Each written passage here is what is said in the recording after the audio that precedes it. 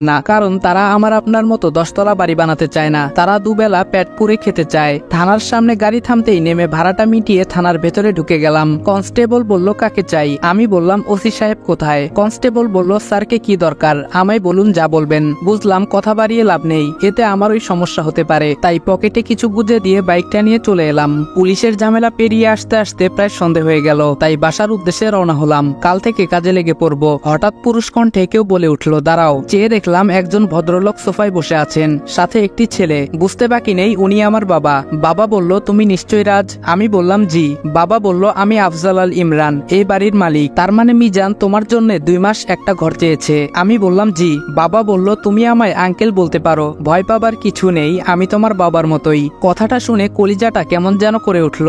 হবে নাই বা কেন, নিজের বাবা বলছে উনি নাকি আমার বাবার মতো। যাই হোক, এসব ভেবে লাভ নেই। আমাকে আমার লক্ষ্য থেকে সরে যাওয়া যাবে না, কিছুতেই আমি দুর্বল হব না। বাবা বলল এই হলো আমার ছেলে আশরাফ আল ইরফান। আমি বললাম আসসালামু আলাইকুম। ভাইয়া বলল ওয়ালাইকুম আসসালাম। তখনই একটা ফোন আসায় ভাইয়া বেরিয়ে চলে গেল।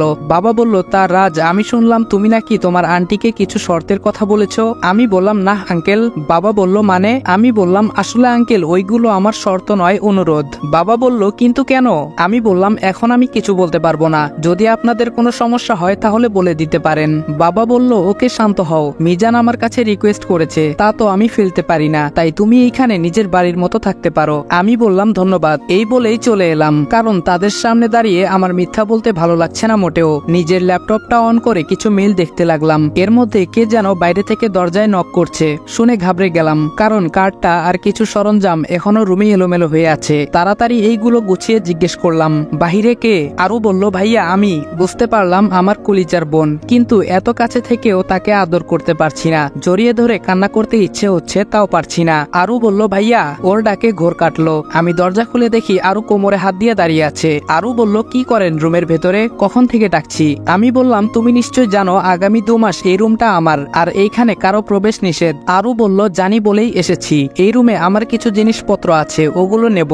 আমি বললাম ওকে নিয়ে যাও। আরু ওর নিজের জিনিসপত্রগুলো নিয়ে চলে গেল। আমি কিছুক্ষণ বোনটাকে দেখলাম মন ভরে। তারপর রাতে খাবারের জন্য রেস্টুরেন্টে চলে গেলাম। যদিও mister and missus Al request করেছেন তাদের সাথে খাওয়ার জন্য, কিন্তু আমি খাইনি, একটা ইগো কাজ করছে। পরের দিন সকালে আমি কিছু কাগজপত্র গুছিয়ে নিয়ে রওনা দিলাম ইন্টারভিউ দিতে। একটা কোম্পানির পোস্টে টিকে যাই। আমার মতো ছেলেকে দেখলে কোন কোম্পানি চাকরি দেবে না? যেমন দেখতে তেমন সব কাগজপত্র, একদম খাপে খাপ। এ যেন পূর্ব পরিকল্পনা। হ্যাঁ তাই তো, তবে এটা শুধু আপনারা জানেন, অন্য কাউকে বলবেন না। কিন্তু আমি এই অফিসে কাজ করতে লাগলাম এবং খুব অল্প দিনেই বসের খুব প্রিয় হয়ে উঠলাম। কিন্তু এই অফিসের আসল বসটাকে তা আজও জানতে পারিনি, কারণ আমি যাকে বস বলছি উনি আসলে ম্যানেজার। বস নাকি অফিসে আসেন না, আড়ালে থেকে কাজ করান। কিন্তু আমার তো বসকেই দরকার, আমার টার্গেট তো উনি। দেখতে দেখতে 1 মাস পেরিয়ে গেল। আমি আমার মিশন অনুযায়ী কাজ করতে লাগলাম। মিশনটা অনেক জটিল, যেটার ফুল ডিটেলস গল্পে দিতে গেলে গল্পই এলোপাথারি হয়ে যাবে। এই 1 মাসে আমি অনেক তথ্য ইনফরমেশন বের করেছি, যেগুলো আমার মিশনে কাজে লাগে, কিন্তু কোনোভাবে অফিসের বসের কাছে পৌঁছতে পারিনি। এমনকি জানতে পর্যন্ত পারিনি বসের নামটা কি। যিনি আমার বস অর্থাৎ ম্যানেজার, উনি নিজেও নাকি বসকে চিনে না। কি মুশকিল বলুন তো। আজ অফিস থেকে বাড়ি ফিরে দেখি বাড়ি ভর্তি মেহমান বসে আছে। বাবা মা ভাইয়া ওনাদের সাথে কথা বলছে, আপ্যায়ন করছে। মেহমানদের মধ্যে একজন পুরুষ আর একজন মহিলা, আর আমার বয়সী একটা সুদর্শন ছেলে বসে আছে। দেখে বোঝাই যাচ্ছে বিয়ের সম্বন্ধ নিয়ে কথা চলছে। তারপরই আমার মনে হলো আরে আমার বোনের বিয়ের কথা হচ্ছে মনে হয়, এজন্যই ওনারা এসেছেন। তাই পাশ কাটিয়ে উপরে চলে যাচ্ছিলাম, পেছন থেকে এক ভদ্রলোক বলে উঠলেন মিস্টার আল, এই ছেলেটাকে তো চিনলাম না। বাবা আমাকে কাছে ডাকলেন। বাবা বললেন রাজ এদিকে আসো। এই হলো রাজ, আমাদের বাড়িতে 2 মাসের জন্য ওর একটা কাজে এসেছে। ভদ্রলোক বলল ও আচ্ছা।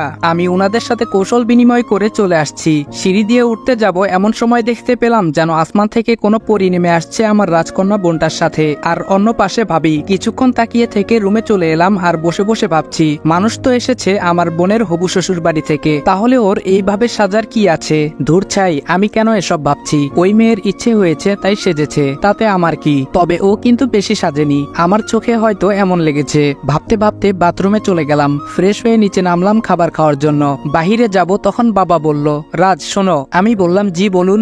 বাবা বলল বলছিলাম কি আজকে বাইরে যাওয়ার দরকার নেই, মেহমান আছে, আজকের দিনটা একসাথেই খাই, বাড়ির সবাই একসাথে খাই, অথচ তুমি একা একটা ছেলে বাইরে খাও, আমাদের খারাপ লাগে বাবা। নিজের বাবার মুখে কথাগুলো শুনে চোখে পানি চিকচিক করতে লাগলো। এত বছর হয়ে গেল নিজের আপন ছেলের খোঁজ নিল না, অথচ অথচ অচেনা একটা ছেলের জন্য কত দরদ। আমি বললাম আচ্ছা ঠিক আছে। বাবা বলল তাহলে টেবিলে বসো, সবার সাথে খেতে বসছি। কিন্তু ইসি আসেনি, তাই ভাবি ইসিকে ডাকতে গেলেন। একটু পরে দুজন ফিরে এলেন, তবে খাবার টেবিলে আমায় দেখে কিছুটা চমকে গেল। তবে মেহমান থাকায় তেমন একটা রিয়াকশন দেখলাম না। খাওয়ার সময় সবাই টুকটাক কথা বলছে, যেগুলো আমি শুধু চুপচাপ শুনেছি, কিছু বলিনি। কথাবার্তা শুনে বুঝতে পারলাম আমার বোনের হবু শ্বশুর মশাই রৌফ চৌধুরী বাবার মতোই একজন বিশিষ্ট ব্যবসায়ী, আর হবু বর রোহান ওনার একমাত্র ছেলে। খাবার শেষ করে উঠেই যাচ্ছি, তখন ফোনটা বেজে উঠল।